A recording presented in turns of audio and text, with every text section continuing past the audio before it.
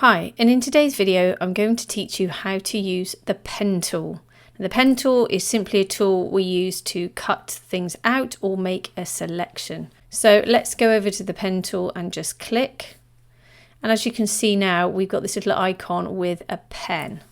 Now I'm going to zoom in to these bananas, and you can begin anywhere on your selection. The first thing we need to do is just click and make our first mark. Now with the pen tool, if you make a second click anywhere, it will simply draw a straight line from one point to the next. If it's the wrong point, then you can just press Command or Control Z and go back. Or if you click and drag, you will create some handles and a curve. Once you've created those handles, then take your finger off the mouse. We can move this central mark, hold down your Command or Control key, click on this mark here, and we can move it anywhere we like. But if you press the Alt or Option key and click on one of these handles, you can see my cursor's just changed to a V shape, and you can actually just move one of these handles, or you can move the other handle, and that will have an impact on the next marker. So let's make another mark and press the Alt or Option key, click on this handle, and you can see how that handle will impact on that second curve or line.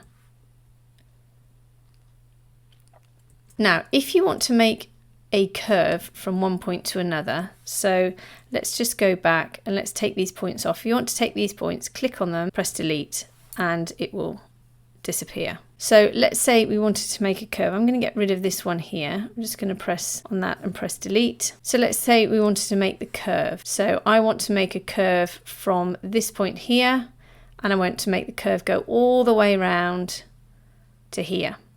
You can click on here, click and drag out the curve like this, and then go down to here and click out the next curve.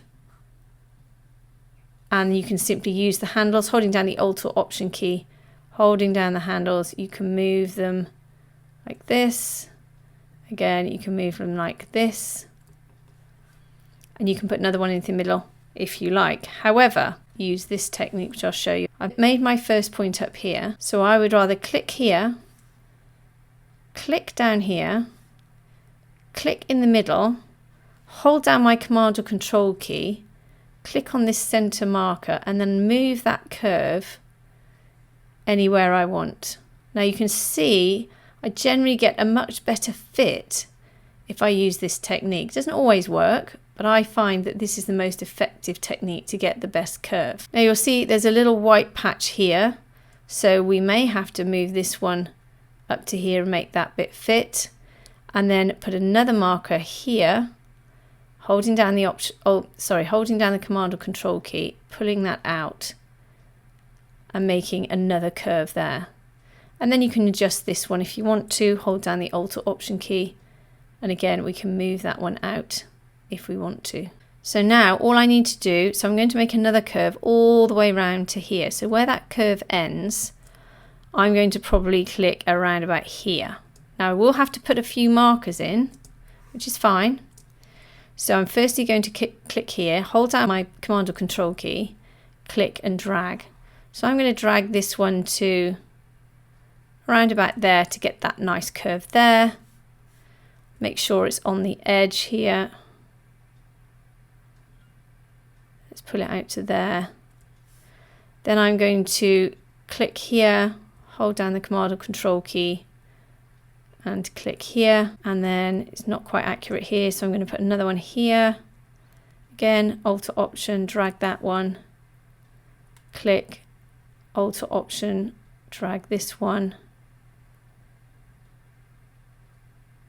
and then the Alt or Option key, I'm going to move this handle in. Can maybe do the same. If you want to go and adjust the handles, then hold down the Alt or Option key and click, and then drag out those handles again. There we go. And then again, Alt or Option, you can move those handles freely there. Then again, click here, Command or Control, pull that one out. Okay, and you get the hang of this, and then you can continue round to your next marker. So you can go as far as you want to. Now, a lot of people will simply click on the edge and drag like this. That's another perfectly good technique. Go around here if you want to, or eliminate that, particularly only these slightly bumpy parts. Other people will just want to make lots of little marks, and they'll simply click all the way around. Now, for me, that doesn't make the best selection, but it's certainly another option. It will just make small straight lines all the way around. I prefer to make those curves, but it is completely up to you. So we need to cut out this entire banana. So I'm going to speed up the video, and then I'm going to come back and show you the next step.